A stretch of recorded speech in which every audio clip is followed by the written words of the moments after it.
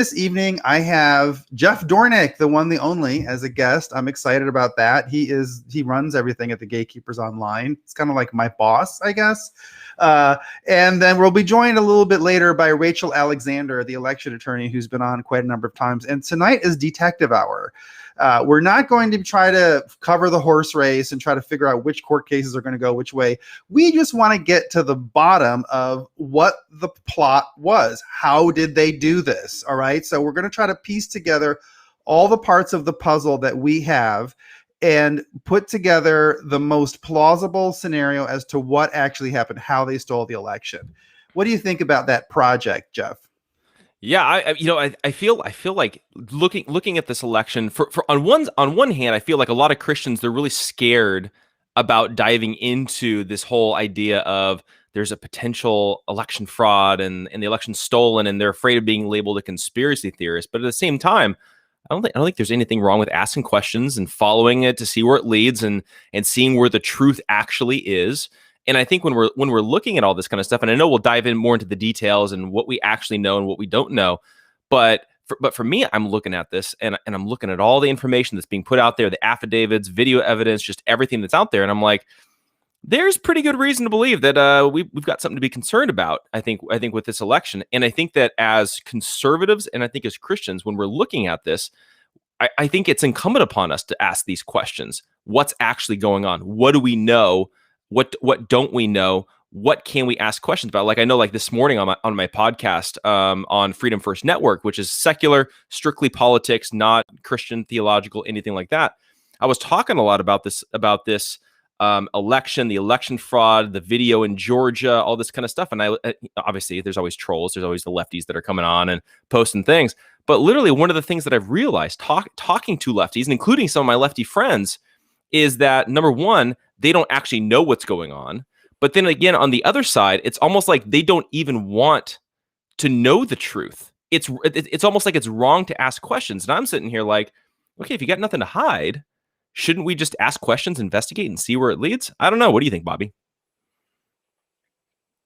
You're muted. I'm not hearing you coming in. One of the things I want to think about first is welcoming Rachel Alexander. Hello, Rachel, our election attorney. How are you doing? Hi, good. Good to see you guys. Okay, well, tonight, Rachel, you're going to love this because tonight you have a break. We're not going to try to talk about the court cases or ask you to be a fortune teller about the.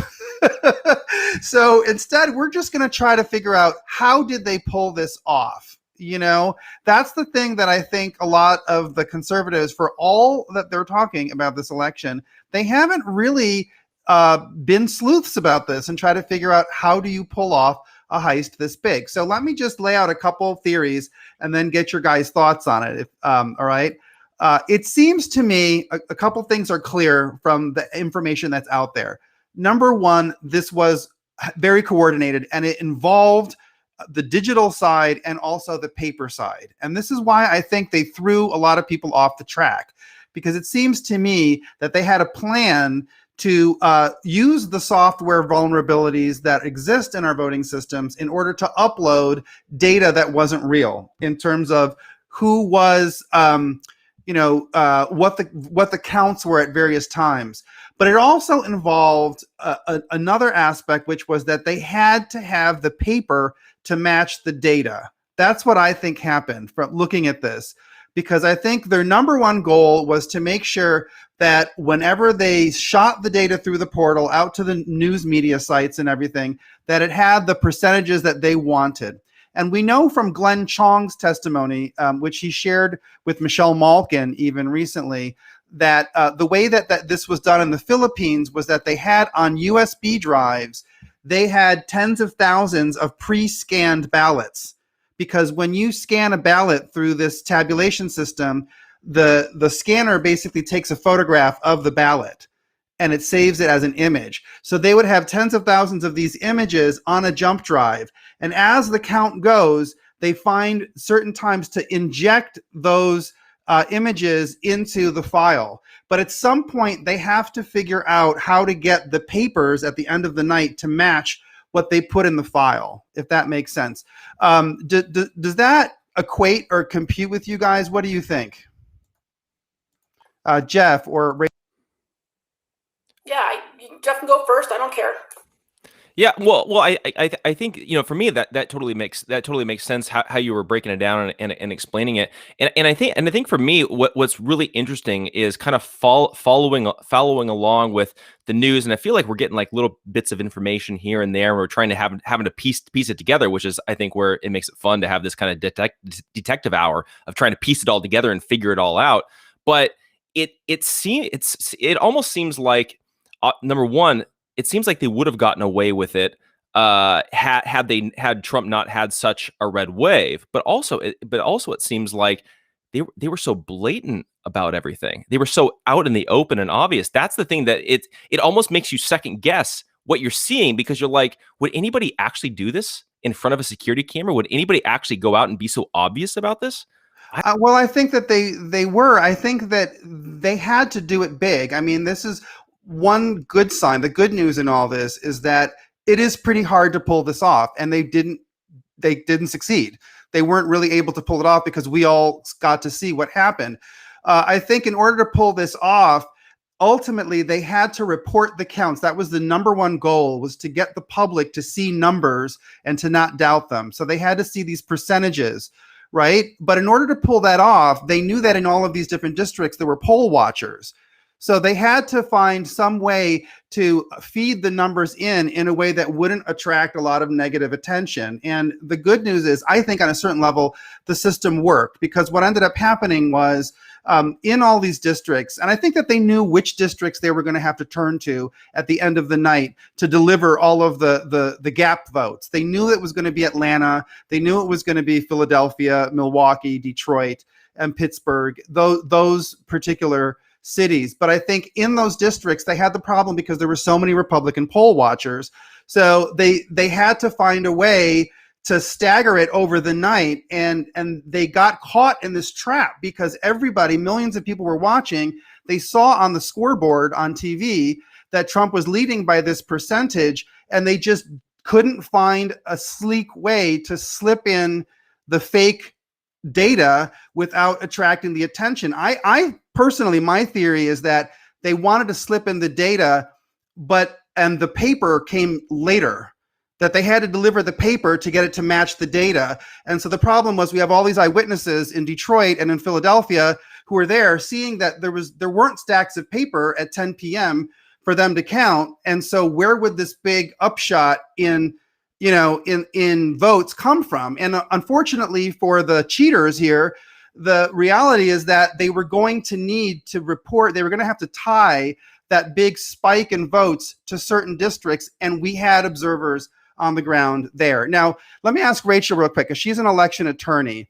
If you were a prosecutor, what would you be looking for signs that the fraud occurred? Does what I'm saying make sense in terms of, you're trying to investigate how they did it, and then you're looking for the clues that are left behind? What would you look for as a prosecutor?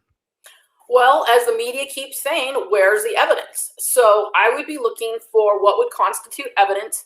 And, you've got things like, affidavits from the poll watchers who saw the fraud going on. You're going to have the video. They keep screaming, well, where's the video? Well, you know what? You can't get a hold of a lot of this video evidence until you've gone through with a lawsuit and you've requested a subpoena to be signed by the judge to then go get the video. So, everybody hold tight. A lot of this video evidence of, people trucking in suitcases and wheelbarrows of ballots, it's going to be coming in. So I would be looking for, hardcore stuff like that. I'd be looking at, the forensic evidence when, our side is able to go in and actually look at these ballot machines and go back and look and see what record they have, because as we're learning, there is somewhat of a record. What gets difficult is apparently they have now reproduced a lot of the real ballots with fake ballots. So if you go back and try to compare what the machine counted to the paper trail is going to be erroneous. So, this is just making it even more confusing. But, I will tell you this in response to your earlier question. I'm here in Maricopa County where, I was the elections attorney for the Maricopa County elections.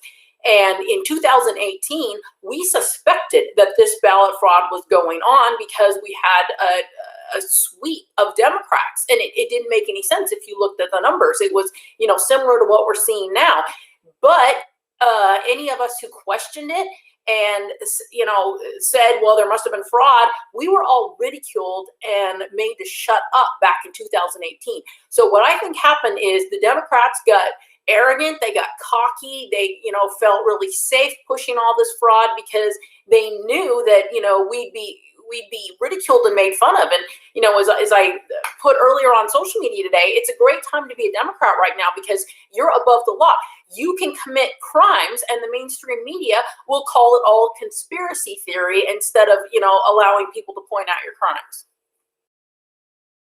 Right. Well, and I think that's the thing, is that their arrogance kind of tripped them up. Although part of me says there was really, to pull this off, they were good. They were going to get caught. This was a bridge too far. I think that they can steal elections on a smaller level, but I think they're caught now at this point. I don't know if you guys would agree with that, but I would say they've gotten caught. And I think the thing that, one of the things that tips me off to how they did it is if you look at the explanations that the left starts posting en masse, you can tell that those were pre-planned explanations, right? So one of the first things they do is they say, okay, we'll accept a recount, all right? Or we'll check the signatures. And whenever they do that and they willfully do that, I step back and I say, okay, if I were a criminal, what would I have done so that at this moment when people are scrutinizing it, I can offer them something to make it seem, to throw them off the track? So the signature checking is a perfect example, because when the ballots are counted at a very early stage of the tabulation, the documents that show the signature match are separated from the ballot, right? Because of the secret ballot. So you have the two things in two separate piles. All you have to do is swap in a bunch of fake ballots in the anonymous pile, throw out an equal number of the ballots that actually came in, and then boom, what you have is a set of ballots that when it goes through the machine, it will match the number of people on the roll, the signatures will match, but it was a fake election. And you can do that either by stuffing the paper, by swapping out the paper, but I think that their first choice was to try to do it digitally by, when the images of the scanned ballots get stored onto the USB drives, they had another set of ballots of an equal number, and they wanted to swap those in and then swap the other ones out. But I think what ended up happening was there were just simply too many Republican observers in the districts where they were trying to do this. That's why they all shut down, or they did all these things to try to get the Republicans to get out, because ultimately what ended up happening was they didn't have enough of the paper. They knew that at some point they were going to have to get the paper record to match what was on the digital record. And I think that they thought they were going to be able to kind of blow off or push aside these Republican observers. But when they realized that probably by the end of the night or the very next day, somebody was going to go and canvass and check the stacks of paper, then they got into a panic. They stopped the counting and they had to get the printed ballots into those districts. That's why what happened was the count was going the way it was. They were planning on putting in the spike, right?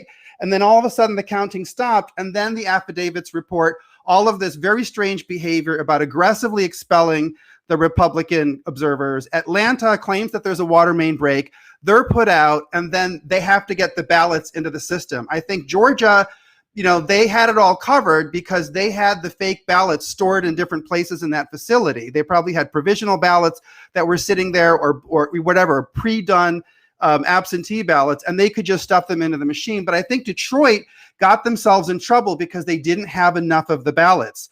That's why we heard the report about the 4 a.m. dump.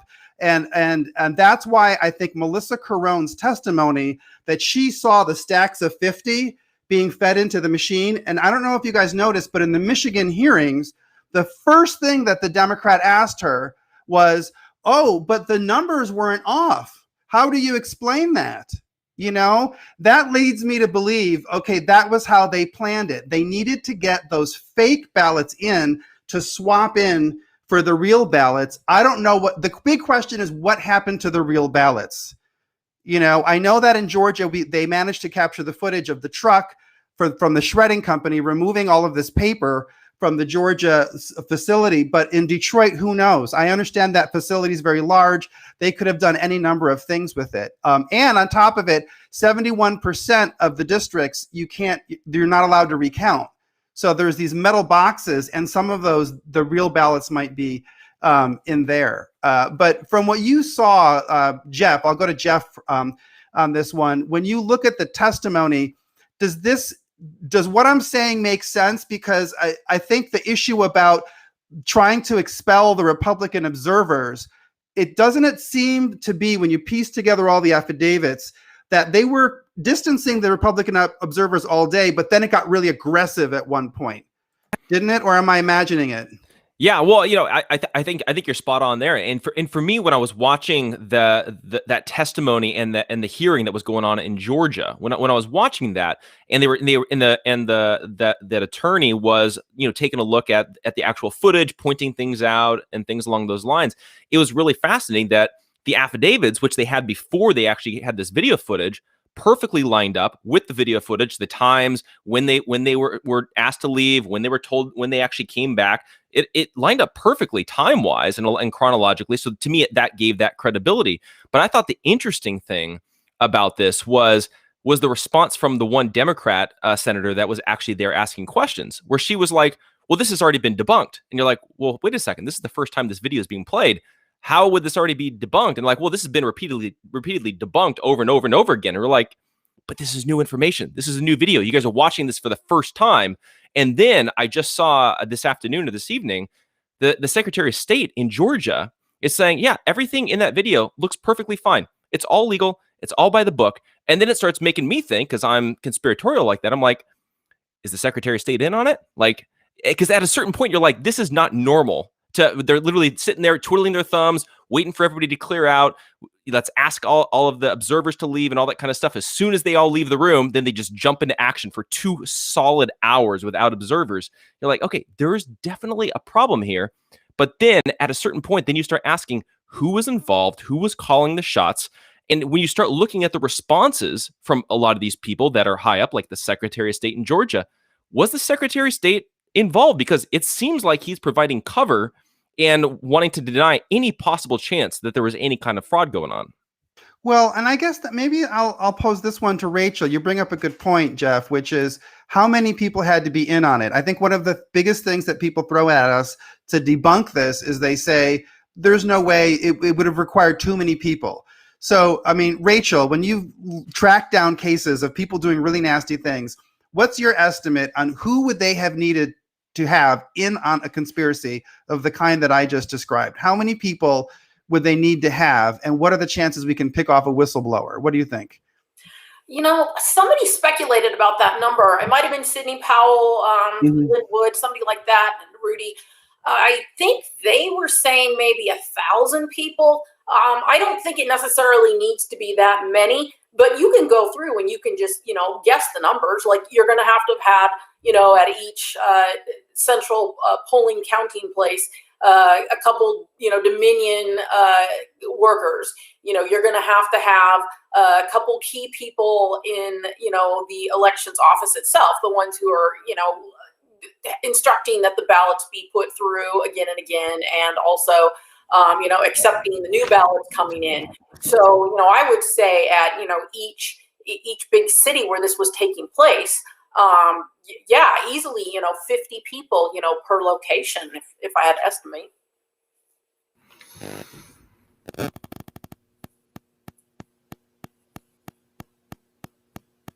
Shu, hello, welcome. How are you doing? Oh, hey, there's the audio. I was on mute. I always try to mute so that I don't get the sound. Well, I think, Rachel, you got a good point. I'm going to even go lower. Right now, Shu, what we're doing was we're just trying to throw out all of the plausible theories for how they actually carried out the steal.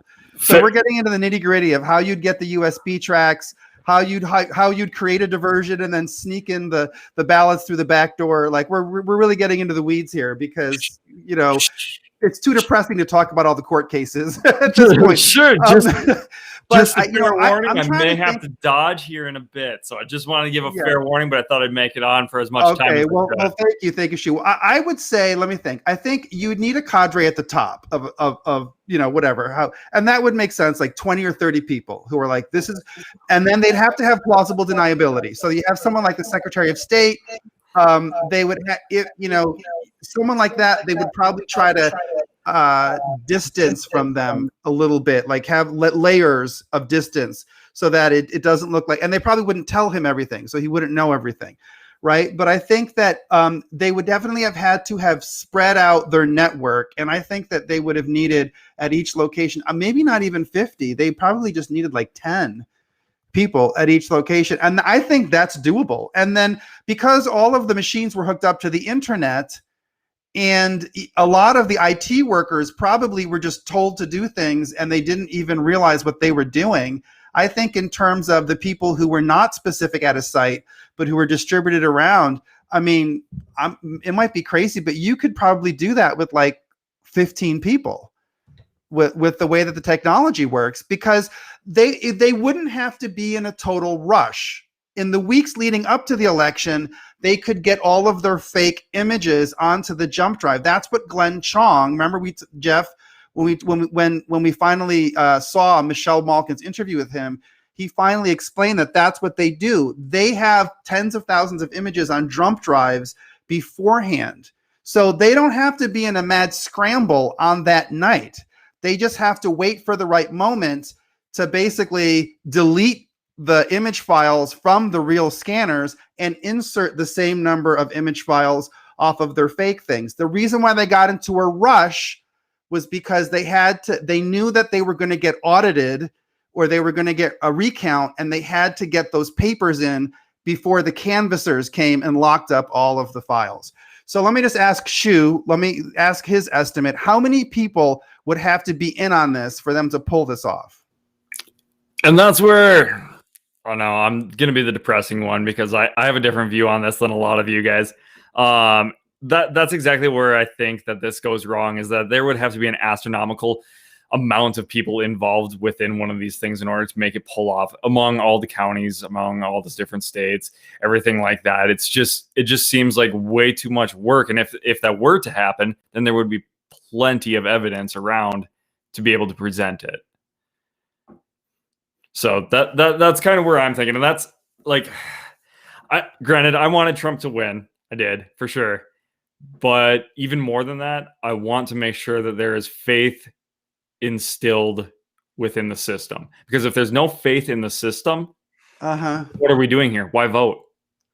Yeah, well, I don't know, though, Shu. I mean, I think the facts of the matter there are, though, that there are these aberrations. There are the statistical aberrations, and we do have fraud. I mean, the fact of the matter is they caught several counties where they flipped thousands of votes from Trump to Biden. In Michigan, when they questioned the clerk from that one county, she said and they believed her, and I kind of believe her. She said, I had nothing to do with doing anything with the machine. It was a glitch that she couldn't understand. And we do know from the forensics that they were all connected to the internet. So I think the fact of the matter is, the good news is, and this maybe can restore the faith that you're talking about, Shu, I think the good news is that they did get caught. Whether or not they're actually going to have to get dressed down by a judge in court and go to jail or pay a fine, I still think that ultimately they did get caught. You know, what say you there, Jeff?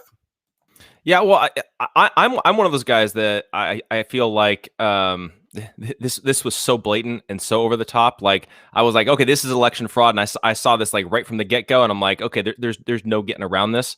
And for me, I'm also looking at this, and like I saw testimony, and Rachel, maybe you can confirm this because I'm pretty sure I saw a like testimony from somebody who was working with was it either Dominion or whichever the voting systems that was in Arizona, and it was testimony, and they were talking about how like they basically had the Dominion people that were right there working around running the machines because they know the software better than the county would know it.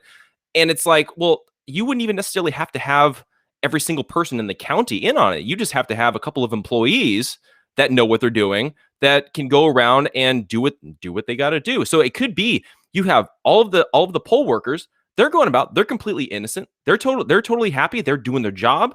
They're in their mind, they're pulling off a very clean, fair election. All you need is like one or two people, maybe 4 people in a particular specific location that would be like a swing county or swing precinct or whatever it is to actually pull something like this off. I don't know if it necessarily needs to be like a massive number of people across the country. It would just be a select few people in particular areas. And the thing is, we know there's enough of these progressive leftists that are willing to win no matter what. They're willing to do whatever it takes in order to win. They're committed to the cause no matter what. They're all over the country. All you got to do is pick 1, 2, 3, 4, maybe in a particular area to actually pull something like this off. I don't know if it necessarily needs to be a huge, big, giant number of people. Like 1,000 people to me seems really extreme. I could see it even being, several dozen, maybe less than 100 if it's spread out among these particular specific areas. Yeah, I'm. The thing also is that you only need people on the ground in the big cities on the night of the election, because even if you have to worry about what happened in Georgia, where they asked for a recount of the whole state and people are going to be going through the ballots, remember that the Georgia recount, it was 2 weeks that went between the end of the election and the recount. That is more than enough time to drive out and actually get into all those ballot boxes and to swap out the documents. So you wouldn't even need people there that night. The places where they needed people that night would be in those big urban counting centers. And that's why all of the eyewitness accounts we have of the really strange behavior were from those places. I have no doubt that most of the election workers, most of the people counting the ballots, they were just honestly scanning what was in front of them. And so a lot of them probably, they took their ballots, they scanned them through, they looked at the tape, they sealed everything in whatever. And then now that people go back and they do an audit on it or a check on it, and the number of ballots matches, the tape matches, and the signatures all match, and they probably would insist that nothing went wrong. But the thing about Detroit in particular was this is where it did break down, because you had the insider who was working in the elections office who talked about what they were doing with the signature cards. So she busted them. Then there was the woman who caught the ballots that came in late that all had the serial numbers in order, and the ones that weren't creased. So she caught that one there. And then you had the Dominion worker in the case of Detroit who saw the feeding in the ballot. So I think that it might be that in order to try to pull this off, they didn't have enough people. That in order to really pull it off and not be in the situation they're in right now, they might have needed more people. And it could be that in some of these places, they may have had 1 or 2 people in the elections office, but not everybody. And so they were having to work around it. That was my sense when I look at the video in Georgia, when the fact is that there were the 4 workers who they kick out everybody, but the 4 of them stay, and then 2 more come in. I got the feeling like not everybody in that department was in on it, that there was a smaller number, and that they had to be very, very fast, and they had to be very, very secretive about doing it. Maybe I'll ask Rachel this question, because Rachel was as a prosecutor. Bye-bye, Shu. Take care. So long, Shu. All right. You taking off? All right, take care. Let me pose this to Rachel, because you were a prosecutor at one point. When you look at, did you see the footage of the counting in Georgia? Yes. Okay. When you see that, let me ask you, how do you interpret the behavior of the people who kicked the people out? What would be, is there any possible explanation that would appear innocent to the eyes of a prosecutor? No, that's, evidence of culpability. And, I have to say one thing, as a former prosecutor, I've seen all the evidence, during these hearings with all these people coming forth and, swearing and, giving their testimony. That is overwhelming evidence of criminal behavior right there. People are convicted every day of felonies, of misdemeanors with nothing more than witness testimony. In a normal, prosecution case, this would be a slam dunk. I've never seen so much witness testimony. Usually you only have, one person testifying and saying, oh yeah, I saw them run these ballots through, 50 times each, 1,000 ballots, or, whatever the testimony is that we heard. Or, that wonderful witness from Michigan who did so well. In fact, I have to point out, you guys might have heard, I only heard this from my lefty friend because I don't monitor all these left-wing news sources all the time. The left is trying to discredit her testimony and saying that she was drunk. Well, you know what? Her testimony went viral. It was that good. And I've been around a lot of drunk people. They don't present themselves like she did. She didn't sway back and forth. Her messy bun was absolutely perfect. Her makeup was perfect. She didn't slur her words. The reason they are calling her drunk is because they have no other way to discredit her. They are desperate. And it's a typical thing that they do to women. They do it to conservative women. They if you're an alpha female like she is, she's just like Michael Avenatti, that's the way he acts. But he gets away with it. Nobody says that he's drunk.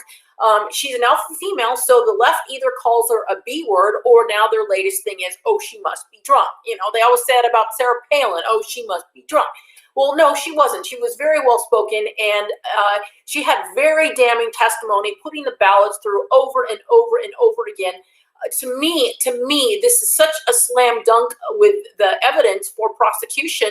I'm floored. But then again, look at all the evidence we had to prosecute people like Hillary Clinton, and nobody will dare ever prosecute her because Bobby knows my story. I was working for the elected Maricopa County attorney, and he went after the wrong powerful political people, and now we can no longer practice law.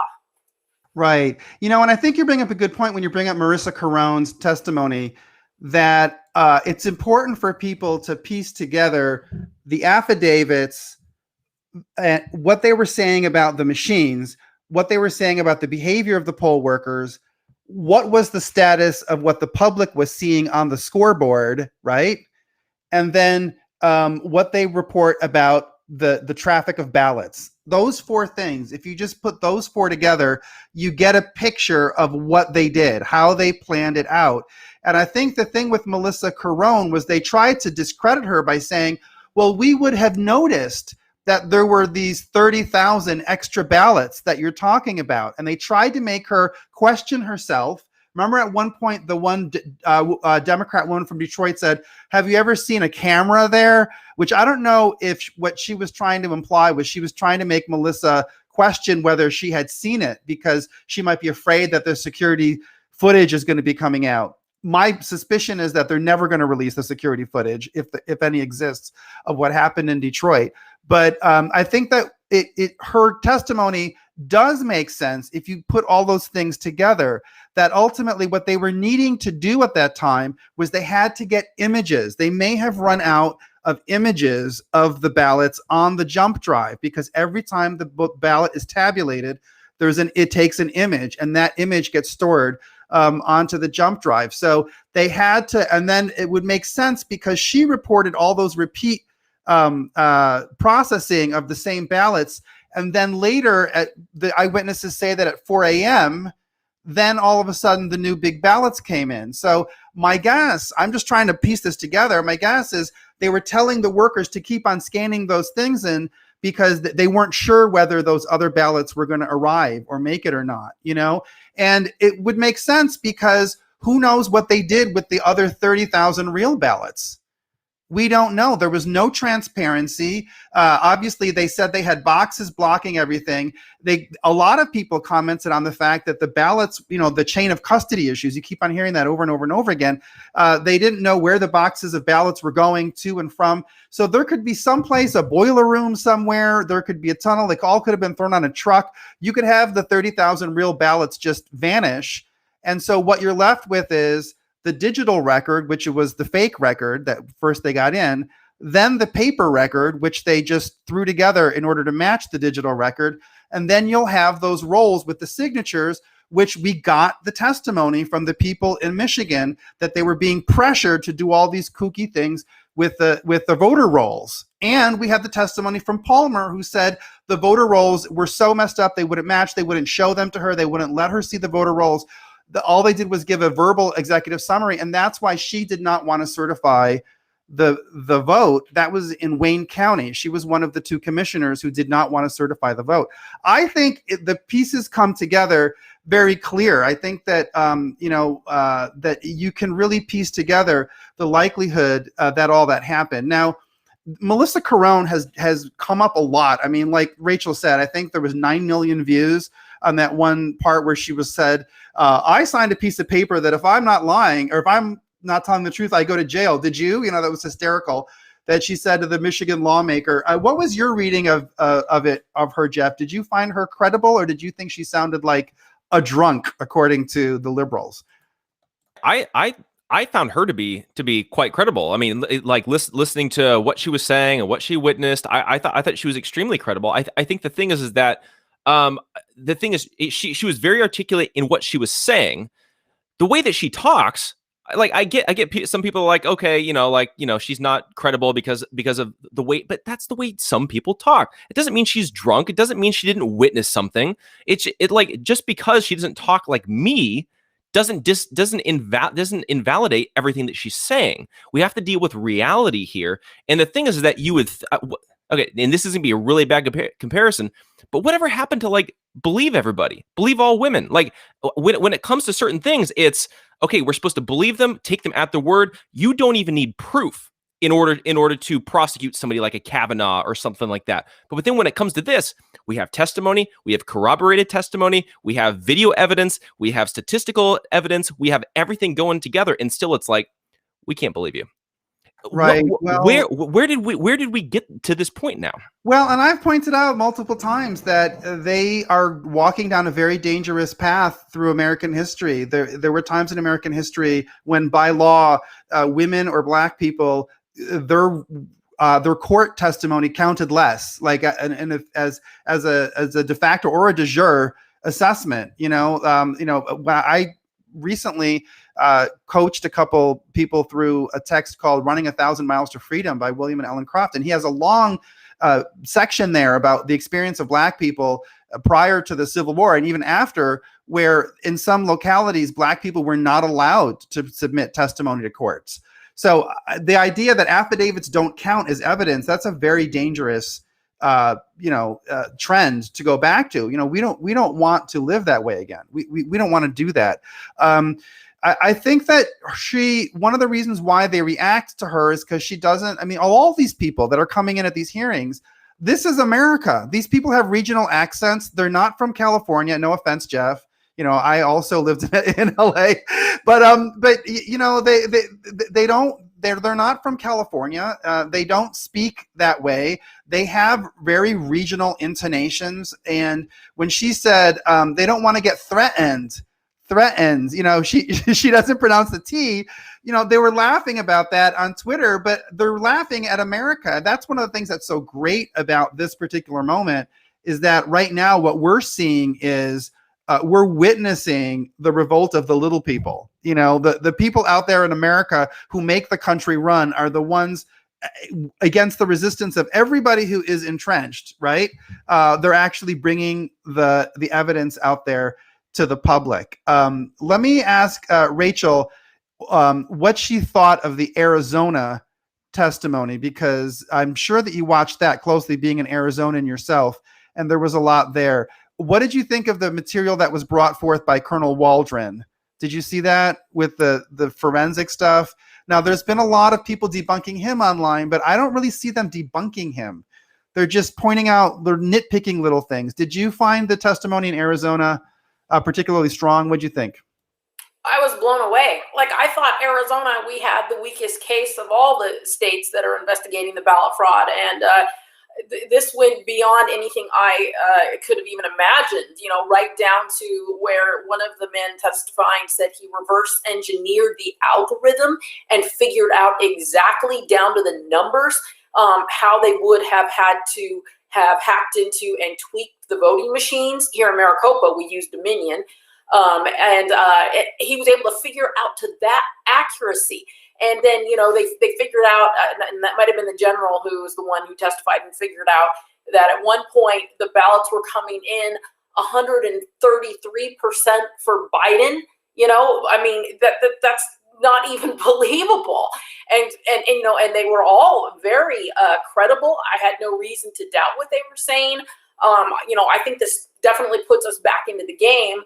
The problem is, and this goes back to something you said, when I first hopped on, is, to us, it might seem very credible, very overwhelming evidence that there was fraud, but you have to also convince these lower court judges that are deciding, the mainstream media is still denying that it's happening. And it's just going to be a gamble whether, Trump can get enough of these cases to go up to the Supreme Court where, they actually are going to admit it's evidence. Because I've been following one of the lawsuits going on here in Maricopa County filed by the Arizona State Republican Party. And it's a Janet Napolitano appointed judge who's been on the case. And he has been so dismissive, but he's had the help of Republicans helping him. There are rhino Republicans in this state that are also helping tank these lawsuits in the legislative hearings.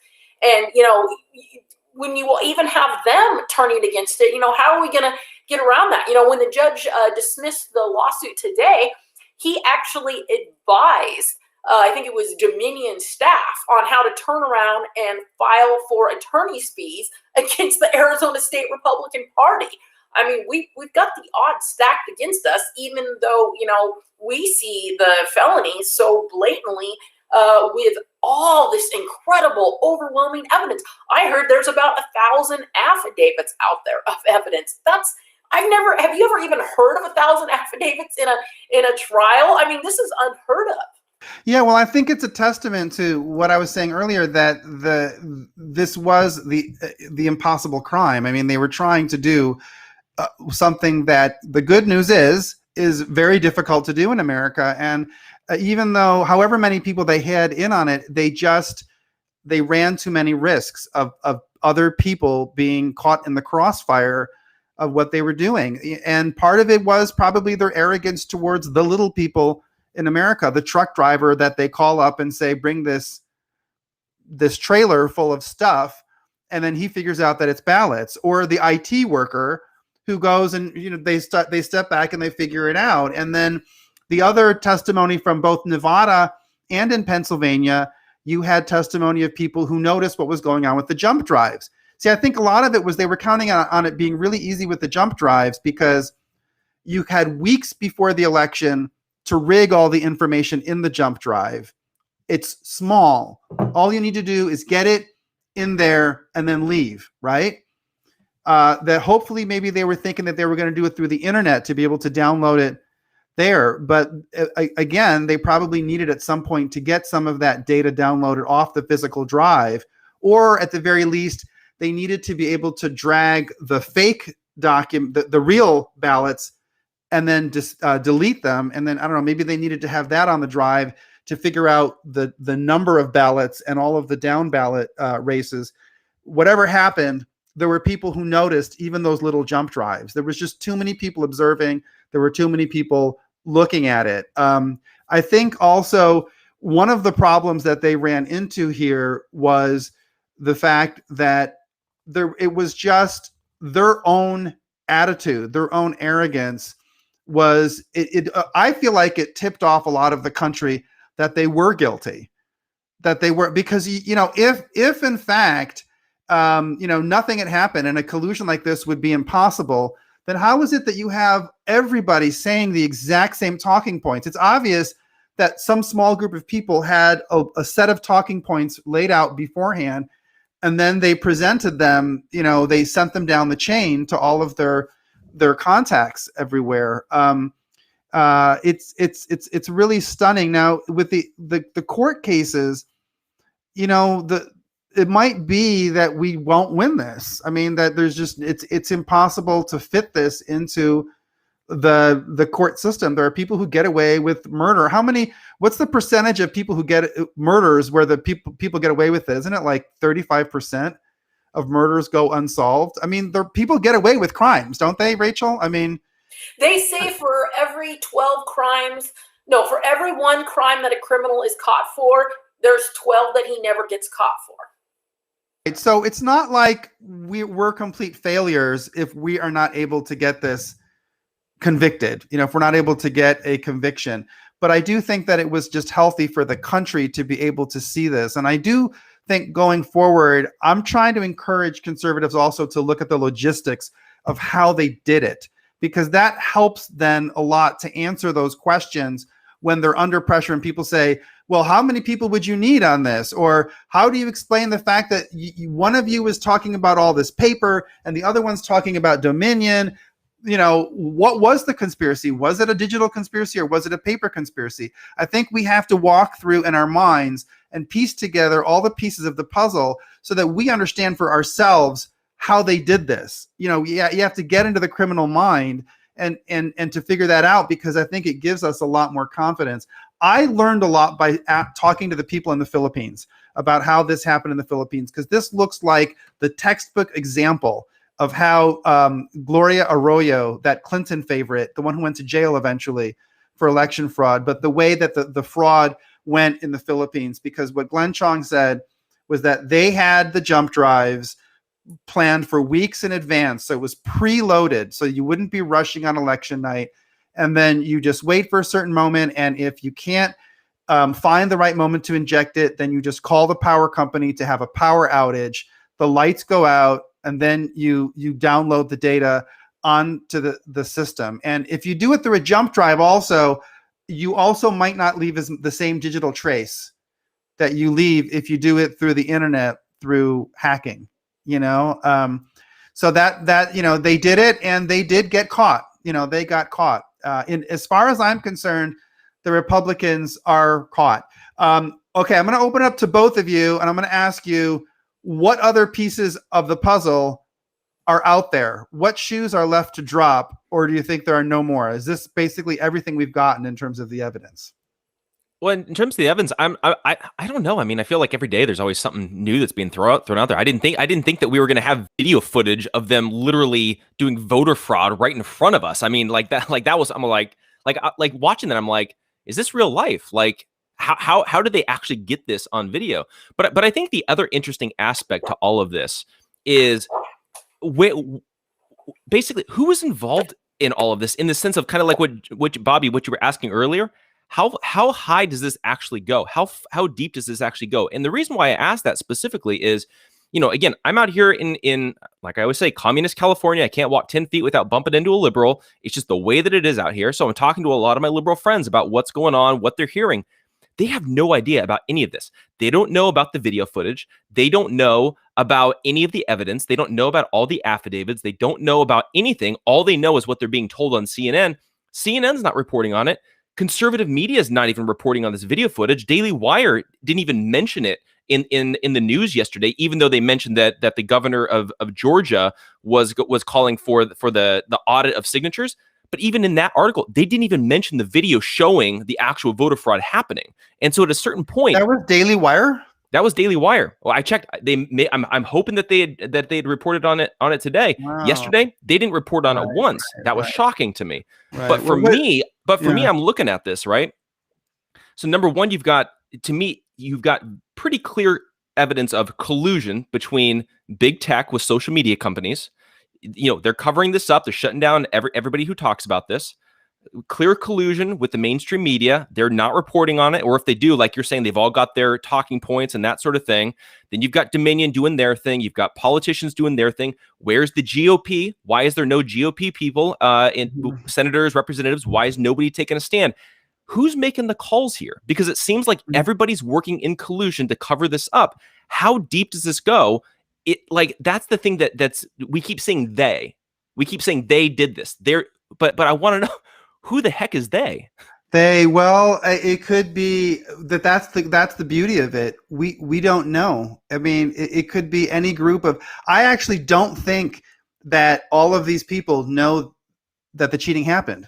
I think what they did was only a small number of people knew that they were actually going to cheat, and everyone else just had been pumped up to hate Trump so much that they would believe whatever little information this small group of people came from. I think my bet is that whoever did this, it probably includes a couple lawyers, is my guess, because, you know, a lot of what they did, one of the things that Scott Adams pointed out on his Twitter feed, which was true, is that if in fact they thought to split up the fraud among smaller chunks so that no single chunk would be enough to overturn the election, that was legally very smart, because every single standalone case would go before a judge, and the judge would say, there's not sufficient evidence to show that this would overturn the things, you know.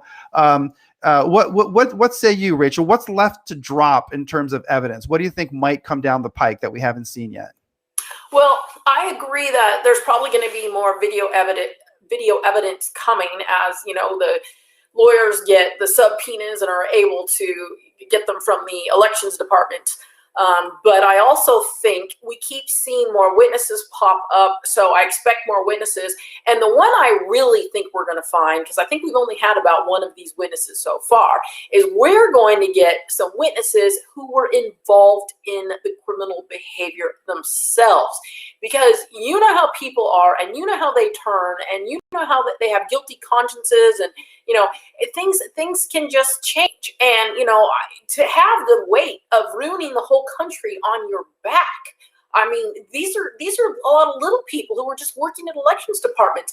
You know, why are they going to hold out and be responsible for destroying the United States? So I expect to see some of them turn, and I can't wait to see the mainstream media and all these left-wing pundits come out and try to say that that is not evidence.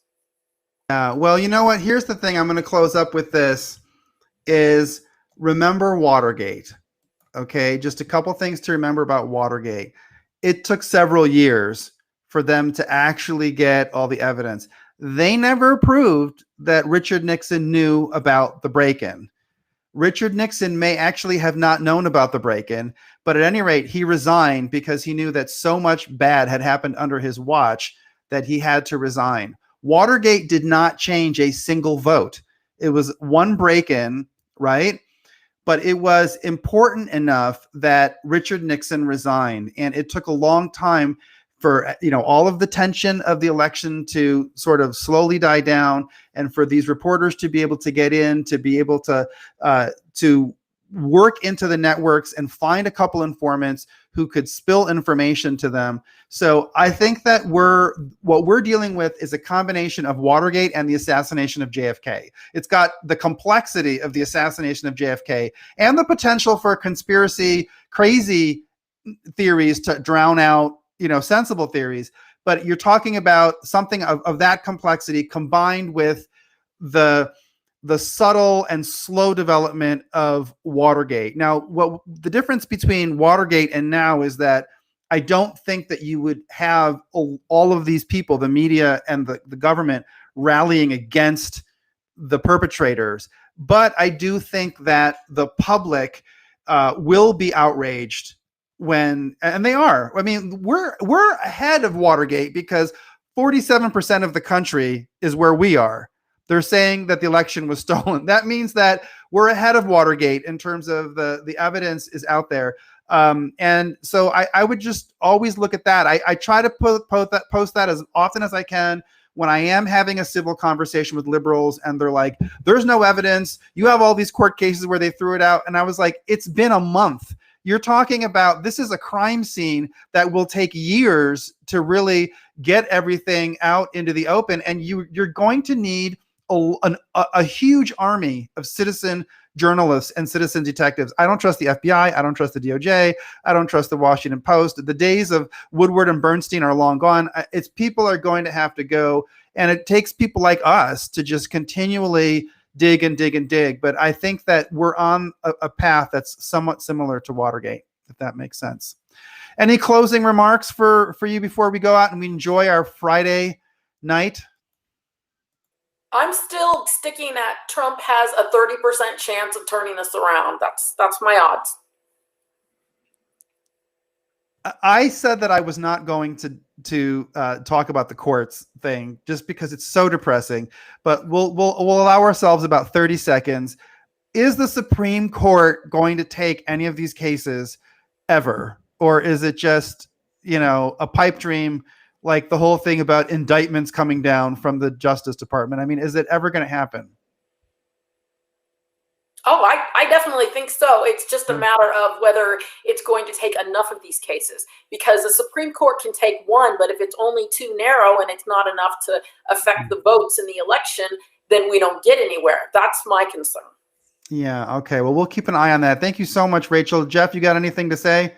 Yeah, I mean, like I'm looking at this, and again, it can be a little depressing. I think looking at the court cases, and again, I think a lot of times all we see and all we hear is just these court cases were thrown out. We don't know the details about them. We never hear about the ins and outs of the individual court cases. We just hear, oh, it was thrown out, and then the momentum a little bit for people. So I think it's important that we actually dive into, okay, why was it thrown out? What was the reasoning? Like all that kind of stuff. Who was the judge?